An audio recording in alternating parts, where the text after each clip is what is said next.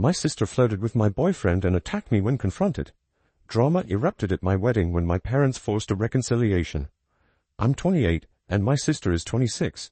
We haven't communicated for about 6 years because of a terrible tragedy, which I will explain in a bit. As we grew up, my parents, for whatever reason, never discouraged our intense sibling rivalry. They urged us to compete instead. In retrospect, I don't think that was a wise decision because it made us incredibly jealous of one another. If they had dealt with this sooner, maybe our relationship would have been better. We could sometimes put aside our differences while we were younger, but as we grew older, our hostility increased. When we got to high school, we didn't talk much to one another, and we both liked it that way. I only saw my sister when I returned home from college after high school. Compared to being with someone who was disagreeable all the time, this was a relief. I started dating my fiancé around the time I was about to graduate. After 3 years of friendship, he finally worked up the nerve to ask me out right before I graduated. I said yes as we had been friends for years and I thought he was amazing. He and I moved in together after I graduated. After 3 months of dating, I made the decision to present him to my parents one weekend. It just so happened that my sister, who had just begun college, chose to stay at home that same weekend. With both of us present at the same moment, it was already a formula for disaster. My life was going great at that point. I had my own apartment, a job, and a cute partner.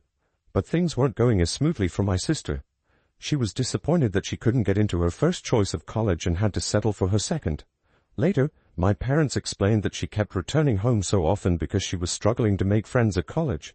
I could tell my sister wasn't happy when I told my parents about my relationship. As I introduced him to him, she pouted in the background. When I introduced her, she instantly turned on her charm, despite the fact that my partner was aware of the strained relationship I had with her. It felt weird, but I tried not to let it upset me.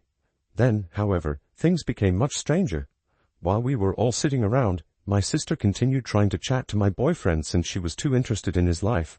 Despite our discomfort, neither of us spoke. Then she went too far. During dinner, she started to overtly flirt with him in front of me. She was obviously trying to irritate me. She wasn't subtle. I attempted to ignore my family's turmoil for a while since I didn't want my partner to notice. I finally lost it though, as she went on. I became enraged as she was openly flinging herself at him. I informed her that her behavior was disgusting and told her to stop. She continued to speak to him while rolling her eyes. That's when I lost it. I screamed at her, telling her that since she was making him feel uncomfortable, she should respect him as he was my guest. Even worse was her reaction. Helping my boyfriend realize he had alternatives and that he deserved better, she remarked with a sly smile. I was angry at the way she stated it. We began yelling at one another, and I became so irate that I branded her a loser and said she was resentful because she wasn't performing as well as I was. That struck a chord. The words had a profound effect on her, and before I could respond, she snatched my hair and gave me a slap across the table. I was too shocked to react at first because we hadn't fought physically since middle school. However, the situation swiftly turned into a full-fledged altercation. My boyfriend and our parents had to break us up because we had gotten so violent. We were both bruised and scratched by the end, yet we were still yelling at one another. After attempting to reassure me the entire time, my partner was able to finally pull me away, get me into the car, and drive us home. I was glad to have him on my side since without him, the conflict might have lasted even longer. I didn't speak to my sister at all after that happened. We had argued before, but it had never been this savage. This was the last straw for me. It was already easier living apart from her, and I no longer felt compelled to think of her as a member of my family. Even though my sister wasn't prepared to apologize, my parents called me the day after the fight to let me know they had chastised her and hoped we might work things out in the end. I informed them that I was not interested in finding a solution. I wanted our connection to stay as it was, non-existent, and I didn't want anything to do with her anymore. I reminded my parents that they were partially responsible when they attempted to persuade me otherwise. They had, in a sense, encouraged our intense sibling rivalry while we were growing up and had never addressed it. My sister and I didn't want to be around each other, so they weren't shocked. They disagreed with me, so we got into a fight about it. They admitted their error and apologized over the phone a few days later. I forgiven them, even though it felt a little empty at the time. I didn't want to break up contact with my parents, even if I had decided to stop talking to my sister. That incident happened 6 years ago, and I haven't spoken to my sister since. As long as they don't put any pressure on me to get back together, I don't mind if she and my parents continue to have a regular contact. We don't talk much, and even on holidays, we avoid each other, even though I've seen her at family get-togethers. That's how I like it. We don't get along, and everyone in the family knows it, but nobody knows why. They just know that we got into a fight and that none of us has looked good ever then. After 6 years of concealing the information, I eventually came clean at my bridal shower. Because we weren't precisely adhering to traditional norms, my maid of honor only invited close friends and family, including my fiancé, to the ceremony. My parents surprised me by inviting my estranged sister as well. What they were thinking, I don't know. I was in disbelief when my folks showed up with her. My sister appeared just as shocked to see me. And tense standoff occurred as the room went silent. My parents came over to us after what seemed like an eternity and said that enough time had gone by and that they hoped we could get back together. They thought we were now older and wiser.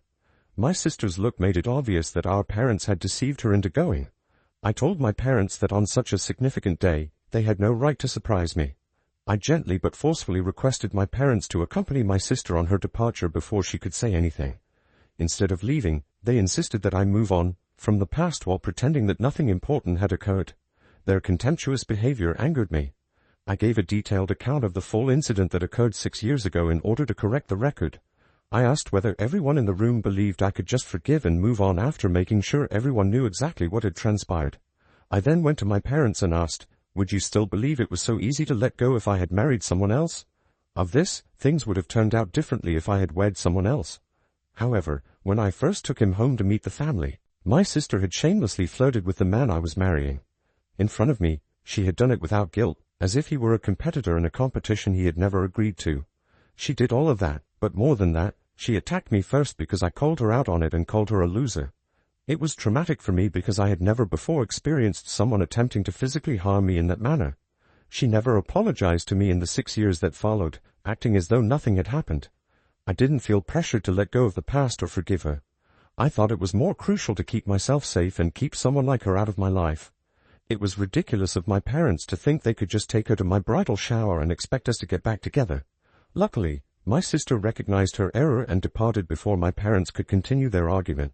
I imagined my sister wasn't happy about being duped too, so my mother followed her, probably to please her.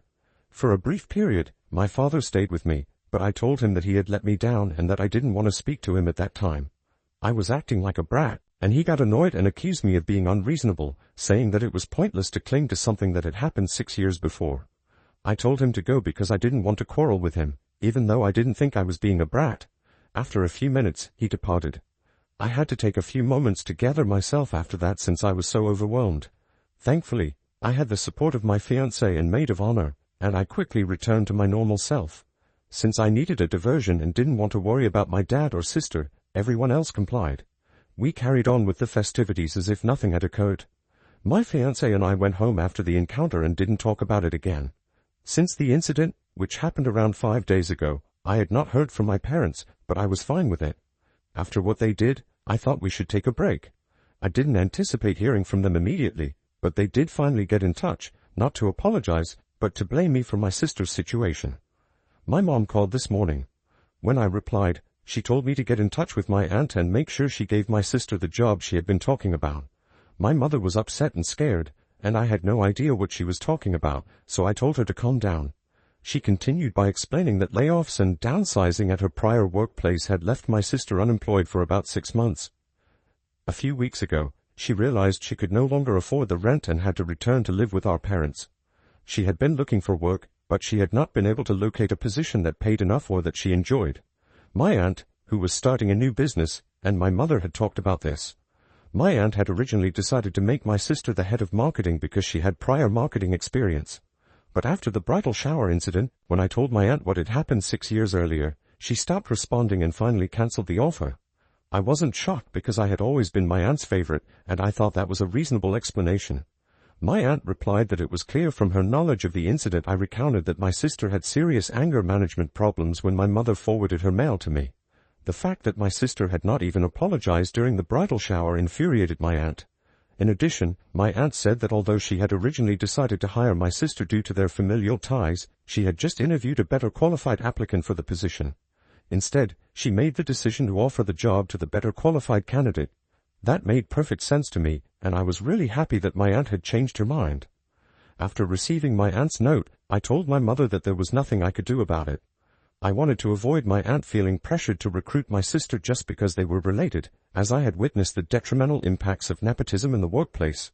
It was evident that my aunt had identified a more qualified candidate for the position, which was the true reason my sister was not employed. I didn't want to get involved because my aunt was in charge of this. My mother became irate when I promised her that I wouldn't attempt to harm my sister's standing or reputation in the family. At my bridal shower, she started screaming at me, saying that I had ruined my sister's chances by bringing up the past.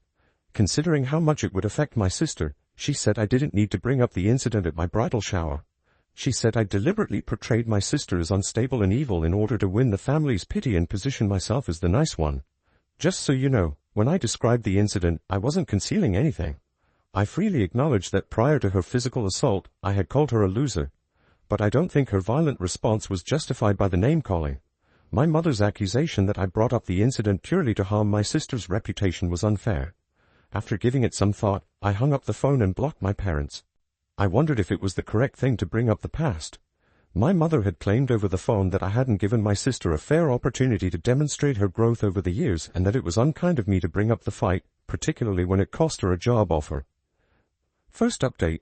Hello Reddit. I want to thank everyone who took the time to leave a comment before I talk about what transpired after my first post. Thank you very much for your guidance and good remarks. Since my sister had previously been prohibited from contacting me for 6 years, my parents were unable to get in touch with me directly after I blocked them. They chose to visit my home since they had no other choice. With my wedding just a few weeks away, I was overburdened and very busy getting ready. I had just gotten home from work that day, and my fiancé and I had a last-minute wedding dress fitting planned. I instructed them to go when they showed there without an invitation. We knew that if we opened the door, they would continue the talk and aggravate me much more, so we didn't want to interact. They remained even after I threatened to contact the police. To be honest, I didn't want to contact the police since I didn't want to handle the problem that way and it felt over the top. We agreed to let them in for a little talk, hear their side of the story, and end it there after talking it over with my fiancé. After deciding on a course of action, we let them in and warned them to hurry because we had other obligations. Thankfully, my folks quickly got to the point.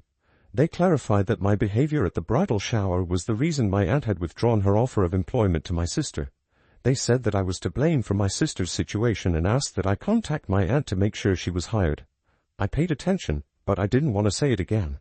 Since it was the same argument, I told them that since I had already called my mother, there was nothing I could do about it. It didn't make sense for them to come to my house and talk about it again since they knew I was busy and getting married in a few weeks. I was interrupted by my sister, who said they had come for reasons other than the job offer. This was our first chat in 6 years, so I was surprised. She continued by saying that she felt obligated to apologize, which is why she chose to come. At the moment, I was unsure of how to feel. To be honest, I had severe misgivings and didn't trust her intentions. I chose to be straightforward and inquired as to whether she sincerely wanted to apologize or if she was merely doing so in hopes of getting the job. I informed her that because I couldn't help her, there was no use in wasting her breath if it was only about the work. Although she appeared a little taken aback by my candor, she said that our parents were present to talk about the job and that she had come to apologize. Even my parents appeared astonished when I looked at them, indicating that they hadn't discussed this. But my sister seemed unconcerned. She reaffirmed that she had no interest in the job and was only come to apologize. She claimed to have thought back on her behavior during the previous 6 years, but she had always found an excuse not to apologize. She was unable to deny that she had mistreated me after the bridal shower. Her tone and manner conveyed that she was serious, even if my fiancé and I were still processing the situation. She said that she had harbored resentment toward me since she was a young child, because she felt compelled to compete with me constantly. She felt guilty for squandering her childhood and adolescence on that rivalry, now that she saw how pointless it was in the real world. She was sad that we could have become friends, given that I had tried to get in touch with her multiple times. Because she always viewed me as a rival, she acknowledged pushing me away. It was very overwhelming to hear her speak all of this, and I'm ashamed to say that I started crying as she expressed her emotions. She then turned to face my fiancé and expressed regret for the way she had behaved toward him during their one and only meeting. She admitted that it was long past for her to apologize and that her preoccupation with outdoing me had caused her to lose sight of who she had become. When she was done, she didn't wait for a reply. She merely said that she needed to express herself and that we didn't have to forgive her. She promised not to disturb us again now that she had. Only my parents, my fiancé, and I remained in the room after she departed. We sat there in startled silence, trying to take in what had just transpired, none of us expecting this. My parents eventually departed without saying anything, and my fiancé and I went as scheduled to my fitting. Until we arrived home, we didn't talk about any of it. We started discussing my sister's apology approximately 30 minutes ago. Despite the 6-year delay, I thought my sister's apology was incredibly sincere and mature. My fiancé and I are still processing things, so we aren't sure if we should forgive her. I'm glad she recognized we could have been friends, and I've unblocked her, but I need more time to reassure her that everything is really okay. Second update. I neglected to include my parents in my last update. Since their visit a few days ago, they have not gotten in touch with us. Since they haven't expressed regret for what they did, we want to stay away from them. Because they encouraged rather than resolved the conflict between my sister and me, I consider them responsible. Their disregard for my sisters and my sentiments is evident, even after years of conflict and my attempts at forgiveness. We'll let them know in a few days that they won't be invited to the wedding. Third update. I was married last week, and it was a stunning, ideal day. My parents were not present, as was to be expected. They sent an email stating that they would not be attending, stating that they no longer wanted to be a part of our lives because my sister and I had stigmatized them. I don't mind if that's what they decide to do. On a more positive note, I contacted my sister prior to the wedding to welcome her to the event and to accept her apology. Having her there made the day even more memorable, and she accepted with grace.